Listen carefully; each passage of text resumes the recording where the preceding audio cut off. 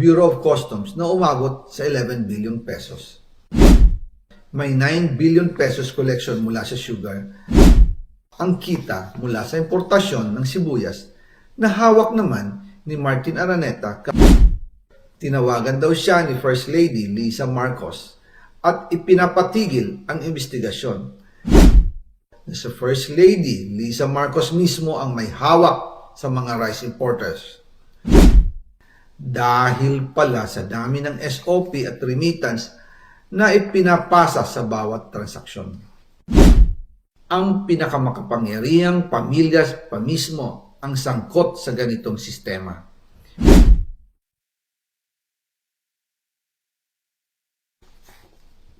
Ngayon naman po, tungkol sa kampanya nitong 2025 elections, nagkwento sa akin si dating Speaker Martin Romualdez. Kinausap daw siya ni PBBM sa Tacloban para tumulong sa gastusin ng mga kandidato mula national hanggang local candidates. Ang sagot ni Speaker, naibigay na niya ang SOP collections sa Bureau of Customs na umabot sa 11 billion pesos. Dagdag pa dyan, may 9 billion pesos collection mula sa sugar na ayon mismo sa kanya ay pinaghahatian lang ng 5 kumpanya para makontrol nila ang presyo ng asukal sa merkado. At iba pa ang kita mula sa importasyon ng sibuyas na hawak naman ni Martin Araneta, kapatid ni First Lady Lisa Araneta Marcos.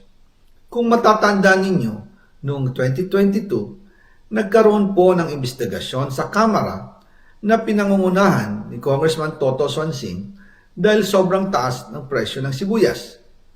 Umabot ng 600 pesos kada kilo. Gayong dapat ay nasa 80 pesos lang.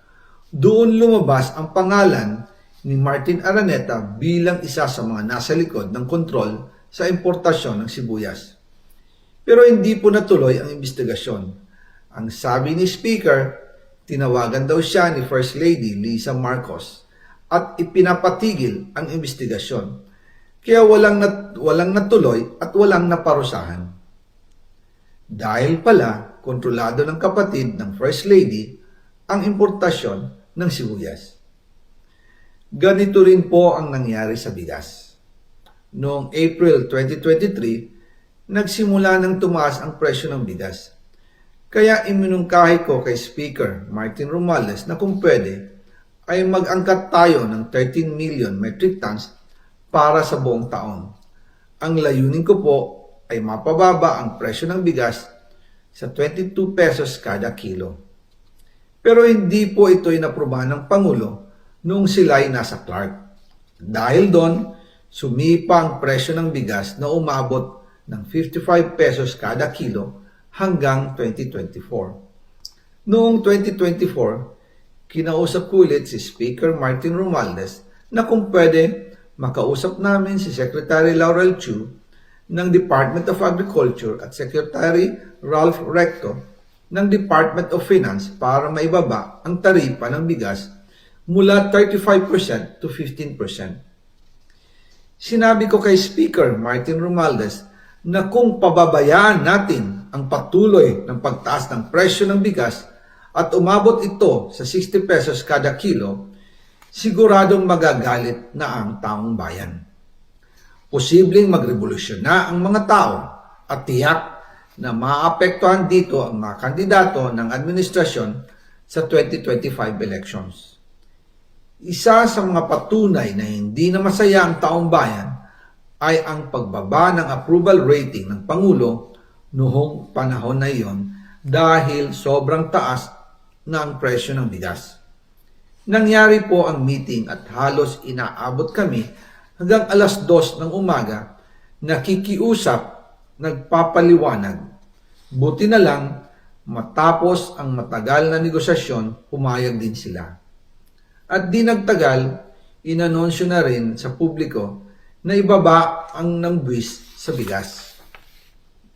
Ngunit, matapos ang 4 hanggang 6 na buwan, hindi pa rin bumababa ang presyo ng bigas. Kahit ibinaba na ang taripa nito, Kaya iminungkahi ko kay Speaker Romualdez na magpatawag ng investigasyon tungkol sa bigas sa pamamagitan ng Quinta Committee hearings. Habang iniimbestiga nito ng Quinta Committee na pinamumunuan ni Congressman Joey Salceda, bigla na lang itong pinahinto ni Secretary Kiko Laurel Chu matapos niyang ipakita ang isang confidential report. Nakasaad dito na si First Lady Lisa Marcos mismo ang may hawak sa mga rice importers. Ayon kay Secretary Laurel, maaapektuhan daw ang First Lady kung itutuloy ang investigasyon dahil kasama raw nila sa Vietnam visit ang ilang importer ng bigas at nag-dinner pa raw sila roon. At noong araw din yun, tumawag si Congressman Sandro Marcos kay Speaker Romualdez upang ipatigil ang House investigations tungkol sa bigas as instructed ng Pangulo. Magkasama kami ni Speaker Martin Romualdez nang tumawag si Congressman Sandro Marcos. Dumating din si Secretary Laurel Chu sa Manila Polo Townhouse at doon siya pinagalitan ni Speaker dahil inilabas niya ang confidential report na nagdidiin sa First Lady sa issue ng rice smuggling. Humihingi ng paumanhin si Secretary Laurel Chu at sinabi niyang, pasensya na, masyado akong naive. Doon namin naintindihan kung bakit. Kahit ibinaba na ang import tax ng bigas mula 35% to 15%, ay hindi pa rin bumababa ang presyo sa merkado dahil pala sa dami ng SOP at remittance na ipinapasa sa bawat transaksyon. Dagdag pa po, maraming importers ng isda ang nagre-reklamo dahil kontrolado ito ng kaunting kumpanya lamang. Wala naman daw tax sa importation tuwing lean season, pero kahit ganoon, hindi pa rin sila nabibigyan ng permit to import. Ang makaunting kumpanya na ito lang ang nabibigyang permit to import. Dahil dito, kontrolado din ang presyo ng isda. At ito din ang dahilan kung bakit mataas ang presyo ng galunggong. Mga kababayan, hindi dapat naghihirap ang Pilipinas. Hindi dapat ganito kamahal ang mga pangunahing bilihin tulad ng bigas. At higit sa lahat, hindi dapat nagugutom ang mga Pilipino. Wala silang malasakit sa taong bayan, lalo na sa mga mahihirap. Inaabuso ang kapangyarihan. Nagiging negosyo ang pera ng taong bayan. Masakit man tanggapin, pero ito ang katotohanan. Ang pinakamakapangyarihang pamilya pa mismo ang sangkot sa ganitong sistema. Mula sa Pangulo, First Lady, hanggang sa anak, sila mismo ang nagtatakda, kumukontrol, at nakikinabang sa mga transaksyon dapat sanay para sa kapakanan ng sambayanan.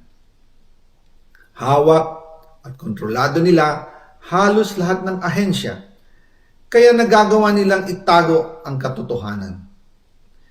Sa mga susunod na araw, marami pa po akong isisiwalat. Maraming salamat sa inyong oras at patuloy na pag-unawa. Naway, magising tayo sa katotohanan at sama-sama nating hanapin ang hustisya para sa bayan. Diyos mabalos po sa Indugabos.